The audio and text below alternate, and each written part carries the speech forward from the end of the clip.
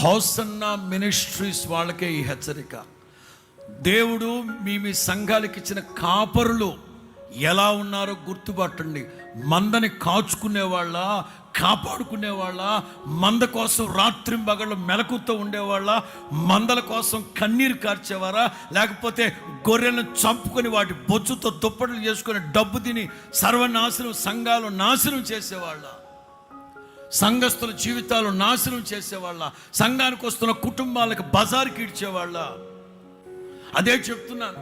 దశాబ్దాల పాటు కడుపు కట్టుకొని మోకాళ్ళ మధ్యలో తలబెట్టుకొని ప్రార్థన చేసి దేవుడిచ్చిన సంఘాలు పెద్ద ఆయన పుణ్యమా అంటూ అప్పచెప్పి వెళ్తే జాగ్రత్తగా మమ్మల్ని మేము తగ్గించుకొని నయాన భయాన దండించి శాసించాల్సిన స్థాయిలో కూడా బ్రతిమలాడుకుంటూ ఇన్ని మాటలు చెప్పుకుంటూ ప్రజలు ముందుకు తీసుకెళ్తా ఉంటే ఎవడు పడితే వాడు వచ్చి దీన్ని రౌడీజం చేస్తూ సత్రంగా చేయడానికి ఇది సత్రం కాదు. ఇది నేను మరలా చెప్తున్నాను. ఆయా హోసన్న మందిరాల్లో ఉన్న విశ్వాసులు రాత్రి మగళ్ళు ప్రార్థన చేయాలి.